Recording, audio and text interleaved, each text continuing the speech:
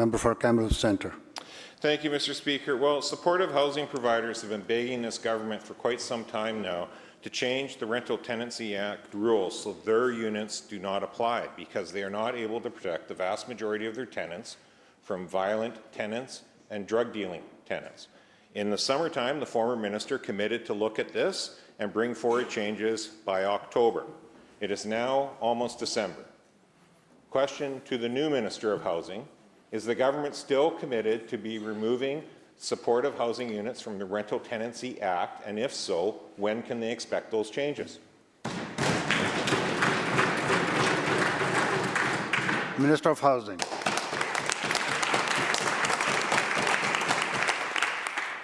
Thank you, Mr. Speaker. This is important work for us as a government, because we are working so closely with communities and local governments all across this province to continue to build badly needed supportive housing that improves safety for individuals and communities. We set up a working group with supportive housing providers. We continue to be in conversation and are working through details of how we address safety concerns in these buildings for tenants and staff, while continuing to support and protect tenant rights, and to continue to expand supportive housing in every community where it's needed for the safety of all. Mr. Speaker, members across the aisle have been spreading misinformation about supportive housing, have been unsupportive of this badly needed housing in communities. That is greatly concerning, because we know that the greater safety risks are when people are left. Members, order, members, order.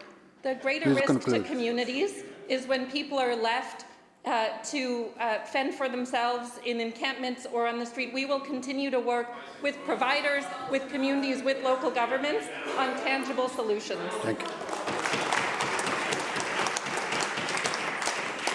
Member supplemental. Well, thank you, Mr. Speaker. And that answer right there very clearly demonstrates how this government tries to tell stakeholders and other providers that they're doing one thing, and their actions are the complete opposite.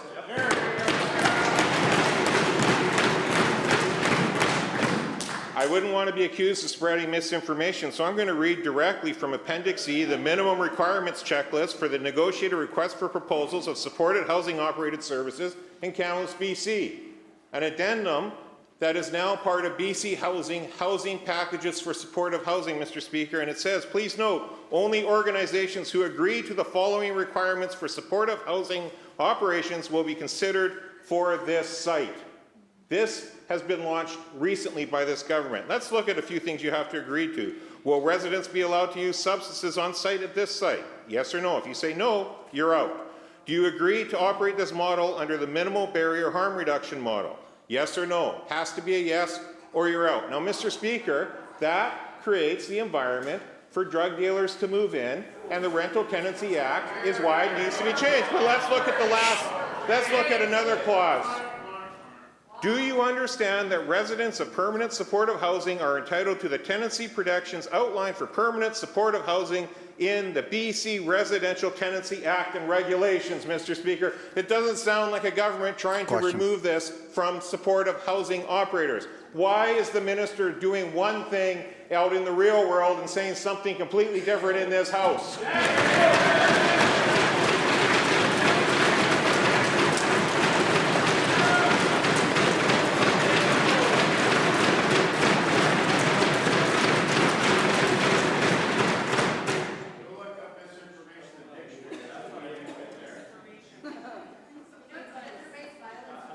Thank you, members. Shh. Minister of Housing. Thanks, Mr. Speaker. I will reiterate that we're working closely with supportive housing providers to understand the challenges that are being faced. We know that, that there are housing providers that are facing greater challenge due to a higher level of mental health needs, brain injury, and more, and we're working alongside those providers to Members, let the minister answer, please. Be quiet. Please continue. We're working alongside providers to ensure success in this housing for the residents and tenants in these houses, as well as staff and communities. We want to make sure that our vulnerable neighbours have a safe place to come to call home to rest their head. Members, let's be courteous to each other. Please conclude. We want to make sure that our most vulnerable neighbours have a safe place to call home and to connect with health services, addiction supports, mental health supports, and more that will help them get back on their feet and recover. We know that that is what makes a difference for individuals and communities, and we'll continue that work.